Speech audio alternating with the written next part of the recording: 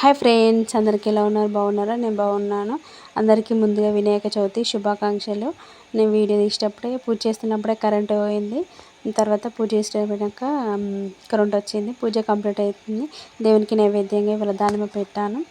నేను కంపల్సరీ కూరాడు కూడా కుదిర్చి దీపం పెట్టాను. ఈశాన్యములకు కూడా రాయిచం పెట్టుకుంటాను, కానీ రాయిచం పెట్టాను.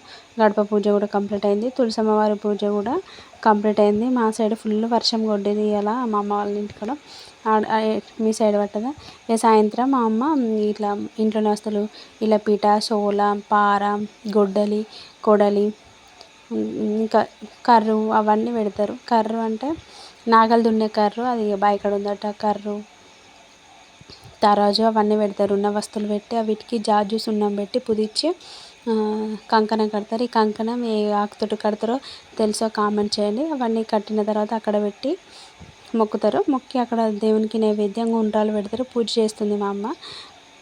సాయంత్రం పూజ చేసి దేవునికి నైవేద్యంగా ఉండ్రాలు పెట్టింది. సప్పటి ఉండ్రాలే పెడతారు. ఒక వీళ్ళు ఉండ్రాలు వేసుకుంటారు, స్వీట్ సేమియా వేసుకోరు అసలే.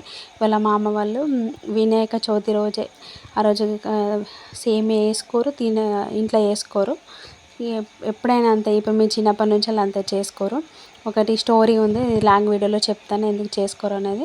పూజ కంప్లీట్ అయింది. మా అమ్మ నాకు అందరి కంకణాలు కడుతుంది. మా పాప కూడా కట్టింది. నేను కూడా మా అమ్మకి కట్టిన. నేను అంటే స్వీట్ తీరనని ఒక గులాబ్ జామ్ చేసిన. మా తమ్ముడు గులాబ్ జామున్, కుడుములు, పులిహోర చేసిన. సూపర్ టేస్ట్ వచ్చింది. మా ఛానల్ ఫస్ట్ టైం చూసిన సబ్స్క్రైబ్ చేసుకొని ఒక లైక్ ఇవ్వండి. బాయ్ మరి.